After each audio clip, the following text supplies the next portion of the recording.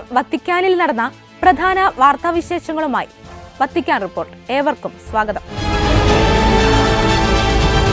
രണ്ടാഴ്ചക്കിടെ saint Peter's ബസിലിക്കയിലെ വിശുദ്ധവാതിലിലൂടെ പ്രവേശിച്ചത് 5 ലക്ഷം തീർത്ഥാടകർ.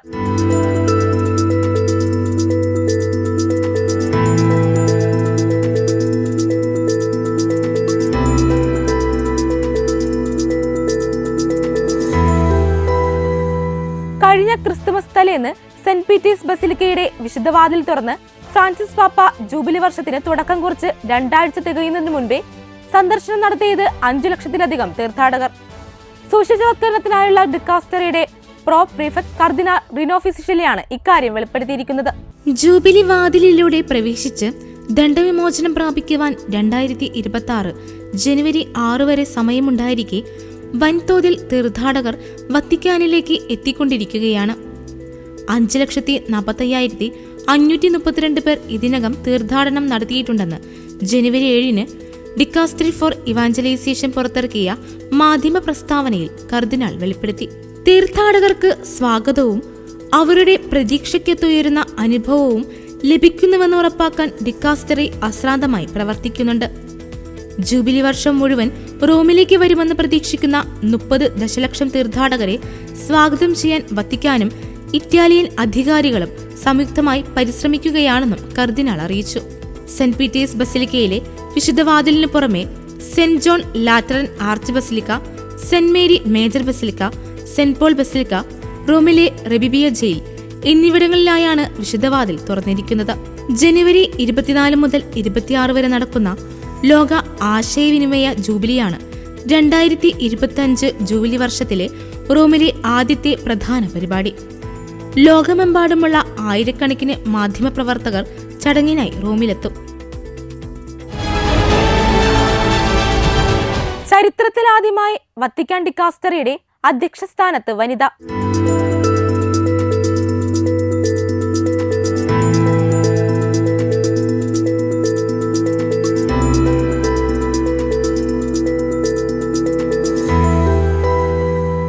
ചരിത്രത്തിലാദ്യമായി റോമൻ കുരിയയുടെ ഭാഗമായ ഡിക്കാസ്റ്ററിയുടെ അധ്യക്ഷ സ്ഥാനത്ത് വനിതയെ നിയമിച്ച് ഫ്രാൻസിസ് പാപ്പ.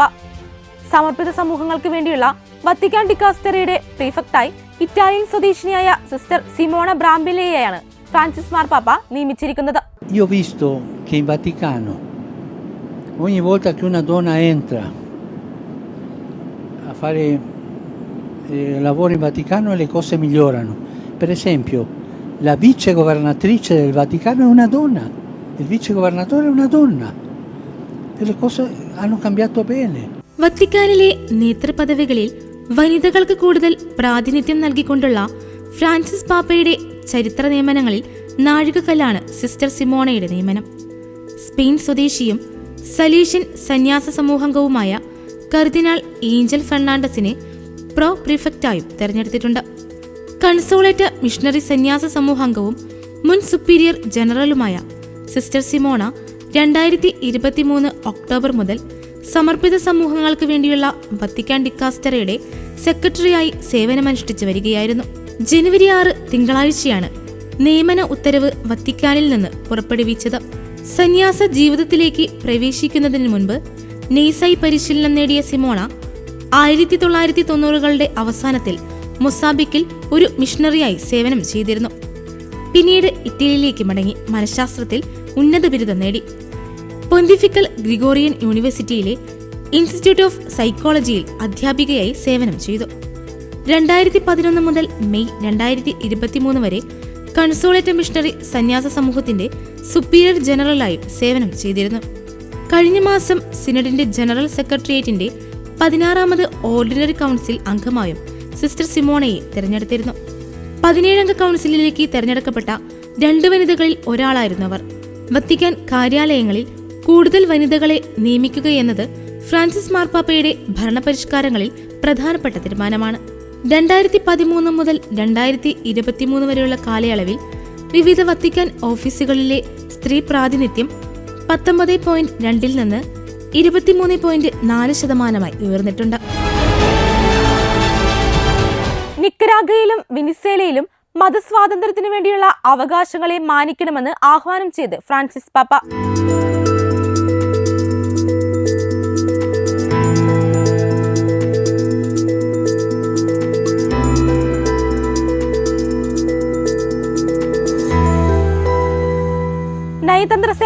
വത്തിക്കാനിൽ നടന്ന കൂടിക്കാഴ്ചയിൽ നിക്കരാഗ, വെനിസ്വേല തുടങ്ങിയ രാജ്യങ്ങൾ കടന്നുപോകുന്ന പ്രതിസന്ധികളെക്കുറിച്ചുള്ള ആശങ്ക പ്രകടമാക്കി ഫ്രാൻസിസ് പാപ്പ.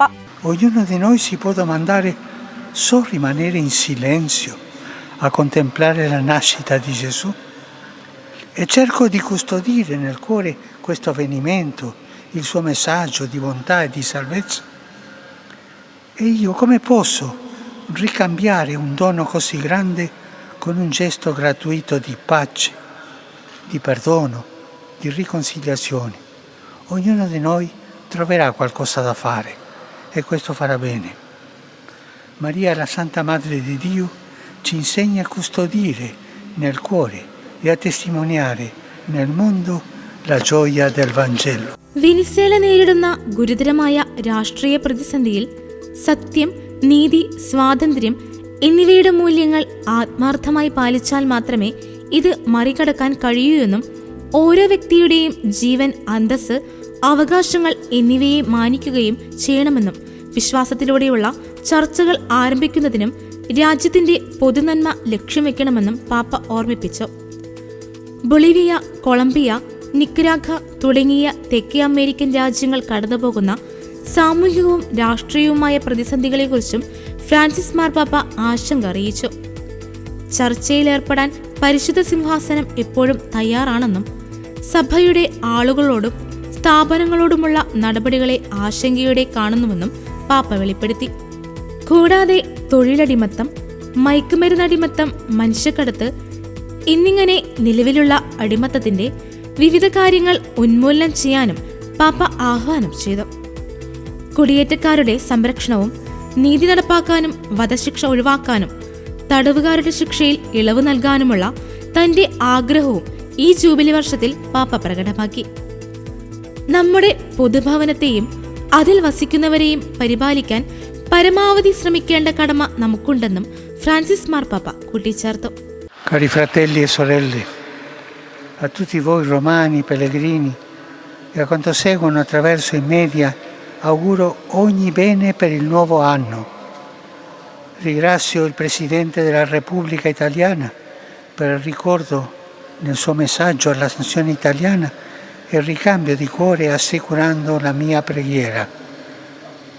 Buon anno, signor Presidente. Il Papa San Paolo VI volle che il primo giorno dell'anno diventasse la giornata mondiale della pace.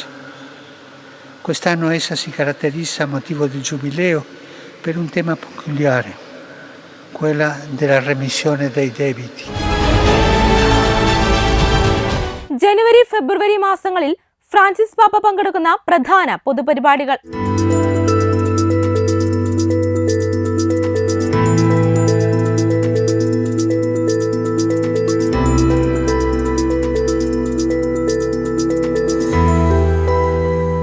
Francis മാർപ്പാപ്പ ജനുവരി, ഫെബ്രുവരി മാസങ്ങളിൽ പങ്കെടുക്കുന്ന പ്രധാന പൊതുപരിപാടികൾ സംബന്ധിച്ച കലണ്ടർ വത്തിക്കാൻ പുറത്തിറക്കി. കഴിഞ്ഞ ദിവസമാണ് ഇത് സംബന്ധിച്ച വിവരങ്ങൾ വത്തിക്കാൻ പ്രസ് ഓഫീസ് പ്രസിദ്ധീകരിച്ചത്.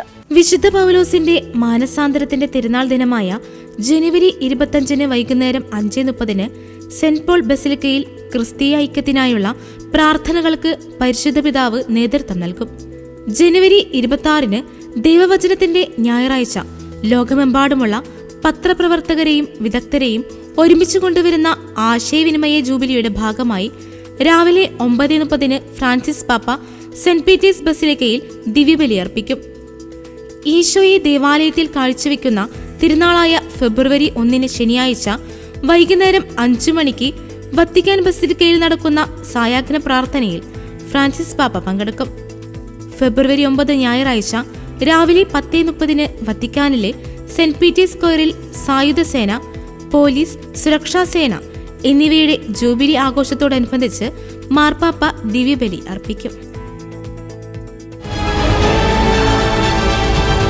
സമാധാനത്തിനായി പ്രാർത്ഥിക്കാൻ മറക്കരുത്, ഫ്രാൻസിസ് പാപ്പ.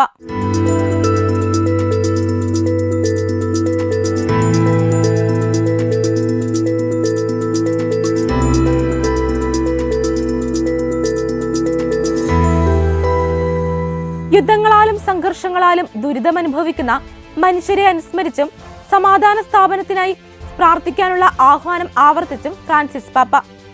ജനുവരി 8 ബുധനാഴ്ച വത്തിക്കാനിൽ പൊതുകൂടിക്കാഴ്ച അനുവദിച്ച വേളയിലാണ് സമാധാനത്തിനായുള്ള ആഹ്വാനം പാപ്പ ആവർത്തിച്ചത്.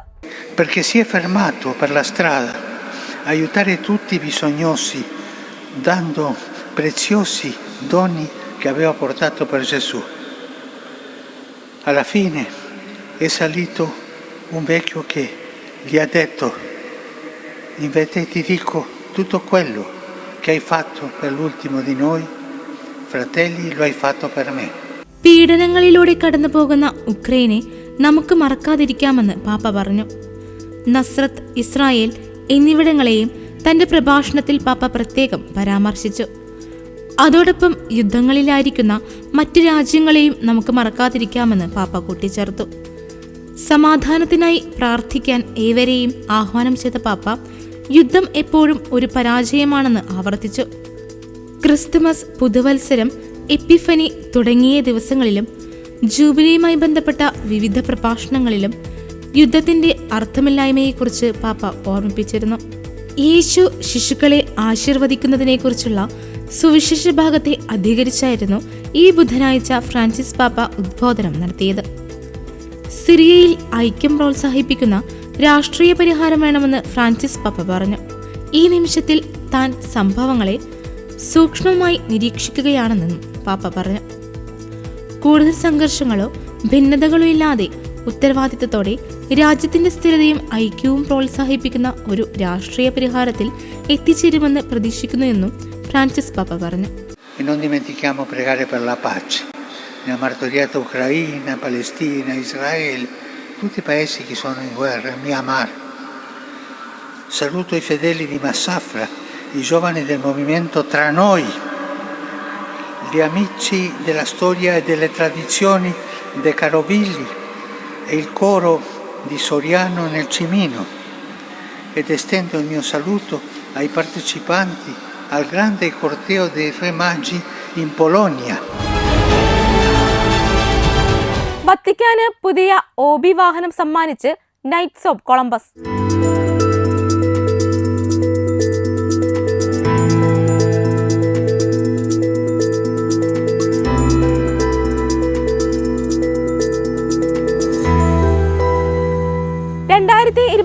ജൂബിലി വർഷത്തിൽ കോടിക്കണക്കിന് തീർത്ഥാടകർ വത്തിക്കാനിലെത്താനിരിക്കെ വത്തിക്കാൻ മാധ്യമ വിഭാഗത്തിന്റെ കാര്യക്ഷമത കൂടുതൽ വർദ്ധിപ്പിക്കുന്നതിന് ആധുനിക രീതിയിൽ വിഭാവനം ചെയ്ത പ്രസരണ വാഹനം നൈറ്റ്സ് ഓഫ് കൊളംബസ് സംഘടന വത്തിക്കാന് സമ്മാനിച്ചു.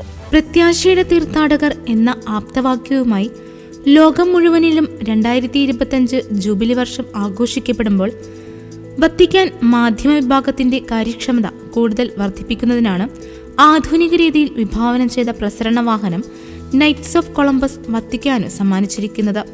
വിശുദ്ധരുടെ നാമകരണ നടപടികൾക്കായുള്ള ഡിക്കാസ്റ്ററിയുടെ പ്രീഫെക്ട് കർദിനാൾ മർസെല്ലോ സെമരാരോ വാഹനം ആശീർവദിച്ചു. വത്തിക്കാനിൽ കഴിഞ്ഞ ആഴ്ച നടന്ന ലളിതമായ ഉദ്ഘാടന ചടങ്ങിൽ നൈറ്റ്സ് ഓഫ് കൊളംബസ് പരമോന്നത അധ്യക്ഷൻ പാട്രിക് കെല്ലിയും വത്തിക്കാൻ മാധ്യമ ഡിക്കസ്റ്ററിയുടെ പ്രീഫെക്ട് സിസ്റ്റർ ഡോക്ടർ പൗളോ റൂഫിനിയും സന്നിഹിതരായിരുന്നു. കത്തോലിക്ക സഭയുടെ ഹൃദയമായ വത്തിക്കാനിൽ നിന്നുള്ള ദൃശ്യങ്ങൾ, ചിത്രങ്ങൾ ഈ പുതിയ വാഹനം തയ്യാറായി കഴിഞ്ഞുവെന്ന് പ്രീഫെക്ട് തന്റെ കൃതജ്ഞതാ സന്ദേശത്തിൽ എടുത്തു പറഞ്ഞു. പരിശുദ്ധ പിതാവിന്റെ സന്ദേശം, തിരുസഭയുടെ സന്ദേശം ലോകത്ത് പ്രത്യേകിച്ച് ജൂബിലി വർഷത്തിൽ പ്രചരിപ്പിക്കുന്നതിന്റെ പ്രാധാന്യം അടിവരയിടുന്നതിന് ഈ വാഹനം സഹായകരമാകുമെന്ന് നൈറ്റ്സ് ഓഫ് കൊളംബസ് പരമോന്നത അധ്യക്ഷൻ പാട്രിക് കെല്ലി പ്രത്യാശ പ്രകടിപ്പിച്ചു. വത്തിക്കാനിലേക്ക് സംഭാവന ചെയ്യുന്ന 4ാമത്തെ പ്രക്ഷേപണ വാഹനമാണിത്. അത്യാധുനിക സാങ്കേതിക വിദ്യ കൊണ്ട് സജ്ജീകരിച്ചിരിക്കുന്ന ഇതുപോലൊരു വാഹനം നൽകാൻ കഴിയുന്നത് സംഘടനയെ സംബന്ധിച്ചിടത്തോളം ഒരു ബഹുമതിയായി കണക്കാക്കുന്നുവെന്നും അദ്ദേഹം പറഞ്ഞു. ദൈവസ്നേഹത്തിന്റെ അടയാളമാണ് ജ്ഞാനികളെ നയിച്ച നക്ഷത്രമെന്ന് എപ്പിഫനി തിരുനാൾ ദിനത്തിൽ പാപ്പ.